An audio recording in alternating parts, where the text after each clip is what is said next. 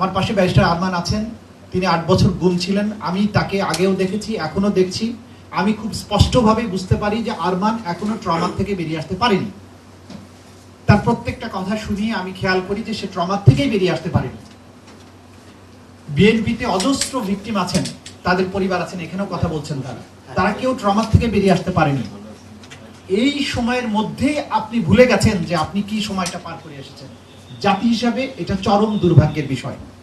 আমি বারবার প্রত্যেকটা অনুষ্ঠানে একই রকম কথা বলার চেষ্টা করি যে আপনি যে মহাবিপ্লবের মধ্য দিয়ে ক্ষমতায় আসলেন, আসার পরে যে জনগণের বিপুল প্রত্যাশা ছিল, যে বাচ্চাগুলো রাজপথে বুক চিতিয়ে দাঁড়িয়ে জীবন দিল, সে নিছক একটা নির্বাচন, নিছক একটা পরিবর্তন, এটার জন্য জীবন দেয়নি। এটা সবাইকে মনে রাখতে হবে।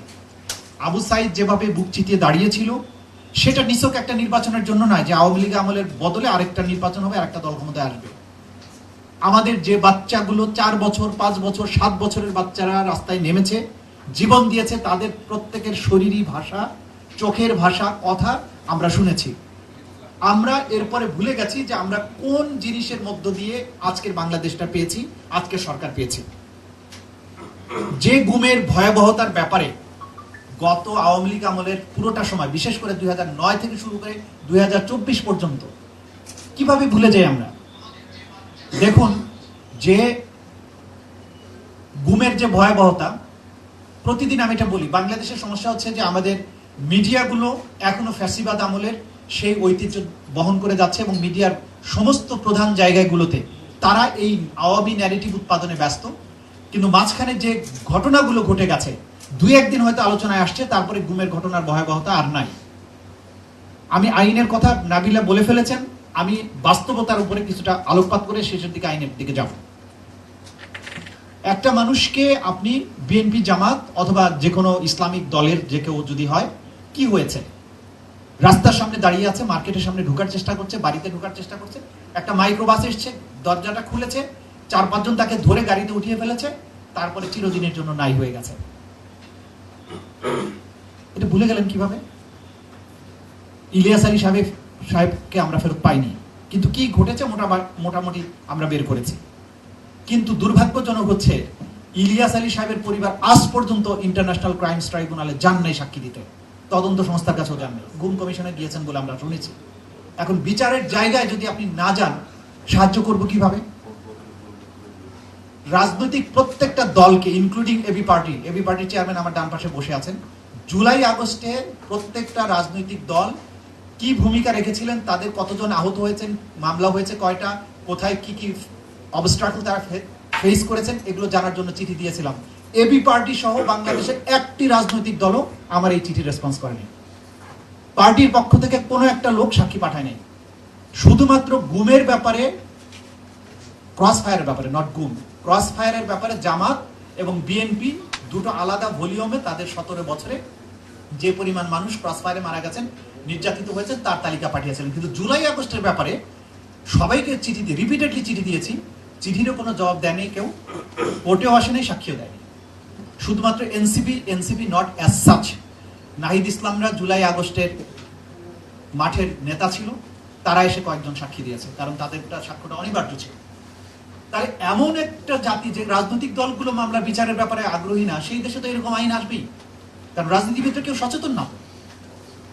এখন দেখুন, অন্তর্বর্তীকালীন সরকারের সময়ে যে তিনটা না, র্যাবের আইন তো তখন ছিল না, যে আইনগুলো করা হলো, সেই আইনগুলো সকল মহলের মতামত নেওয়া হয়েছিল।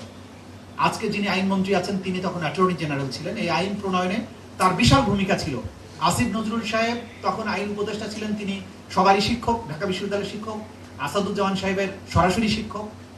এইখানে গুম কমিশনের সদস্যরা ভূমিকা রেখেছেন, আমাদেরকে ডাকা হয়েছে, আমরা মতামত দিয়েছি, সিভিল সোসাইটির লোকেরা মতামত দিয়েছেন, ভিকটিম পরিবার এসে মতামত দিয়েছেন, ভিকটিমরা মতামত দিয়েছেন।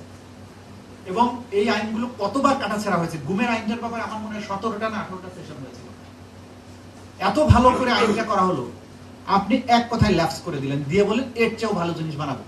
কি ভালো জিনিস বানালেন? 3টা আইন থেকে আমরা দেখলাম যে মূলত তদন্তের জায়গাটা আপনি বাহিনীর উপরে ছেড়ে দিচ্ছেন।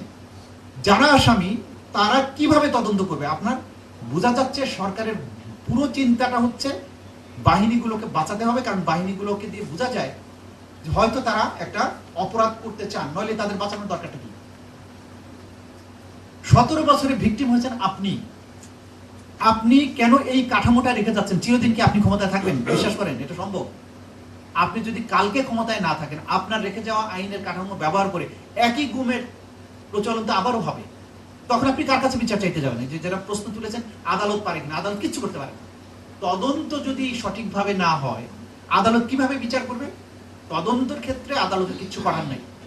এখন যেটা আইনটা হয়েছে যে আপনি তদন্তের বাহিনীগুলোর অপরাধের তদন্ত বাহিনী নিজেরা করবে, জীবনে কোনোদিন তদন্ত হবে? আবার কি ভয়টা কি দেখানো হয়েছে যে তদন্তে যদি উনি বলে যে অভিযোগ মিথ্যা, তাহলে আপনি যে ভিকটিম পরিবার, যা পরিবার নাই হয়ে গেল, তার 5 বছরের জেল হবে। একে তো ফ্যামিলির সদস্য নাই, তারপরে তাকে আবার ভয় দেখানো হচ্ছে যে তোমারও জেল হবে 5 বছরে। তার কেউ অভিযোগ করতে যাবে? বাংলাদেশে গুমের সংখ্যা, গুম কমিশন বলেছে যে 4.5 থেকে 6,000-এর মতো, যদিও 1900 অ্যাপ্লিকেশন তারা ডিল করেছেন। বাকি মানুষ কেন আসে নাই মামলা করতে? তার মানে তাদের মনে এই ভয় আছে, এখনো তারা ট্রমাটাইজড যে আমরা অভিযোগ করতে গেলে না জানি কি হয়। কারণ যারাই গুমের সাথে সম্পৃক্ত ছিল তাদের বহু লোক এখনো চাকরিতে আছে। তা আপনি যে লোকগুলো ইউনিফর্ম পরে চাকরিতে আছে তার বিরুদ্ধে আপনি মামলা করতে যাবেন কিভাবে? সরকারও তো আপনার পক্ষে নাই, সরকার তো তাদেরকে প্রোটেকশন দেওয়ার জন্য আইন করছে। তাহলে এই বাংলাদেশে কি গুম মানে চিরদিনের জন্য থেকে যাবে? এটাই আপনারা চাচ্ছেন? এইটা হচ্ছে জুলাই বিপ্লবের পরে জন আকাঙ্ক্ষার সাথে সম্পূর্ণভাবে একটা বিশ্বাসঘাতকতা। এই ব্যাপারে কোনো দ্বিধা আমাদের নাই। এটা তো সরকারের জন্য প্রয়োজন ছিল না। এই সরকার তো পপুলার সরকার, প্রত্যেক ভিকটিমরাই সরকারের পেছনে আছে, রাজনৈতিক দলগুলো পেছনে আছে, বিরোধী দল তারাও চায় না যে এই সরকারের পতন হোক। তারা হয়তো তাদের কর্মকাণ্ডের ক্রিটিসিজম করে, কনস্ট্রাকটিভ ক্রিটিসিজম করে, তারা দেশটা ভালো চায়। আপনি ভয়টা পাচ্ছেন কোথায়? এই ভয় পাওয়াটা আমাদেরকে জাতি হিসাবে বহুদূর পেছনে ঠেলে দিচ্ছে। এই রকম একটা আইন রেখে ভবিষ্যতে গণমানুষের মধ্যে যে একটা আতঙ্ক থেকে যাবে, এই আতঙ্ক থেকে তো জাতি বের হতে পারবে না। আপনি গুড গভর্নেন্সের মাধ্যমে মানুষের মন জয় করেন না, বাহিনীগুলোকে গুড গভর্নেন্সের জন্য তৈরি করেন। তাদেরকে একটা ভয়ঙ্কর অপরাধ থেকে একটা শিল্ড তৈরি করার কাজটা করা তো রাষ্ট্রের দায়িত্ব না। তাহলে কে প্রিয়? আপনি কি বাহিনী নির্ভর হয়ে যাচ্ছেন নাকি জনগণ নির্ভর? আপনি দেখেছেন অতীতে যে বাহিনী নির্ভর হয়ে আওয়ামী লীগের কি পরিণতি হয়েছে। তারা বাহিনী নির্ভর ছিল কারণ তাদের মধ্যে গুড গভর্নেন্স ছিল না। তারা এটা কলোনিয়াল শাসকদের মতো এই জাতির মানুষদেরকে কৃতদাস বানানোর চেষ্টা করেছে, আমাদেরকে কৃতদাস বানানোর চেষ্টা করেছে।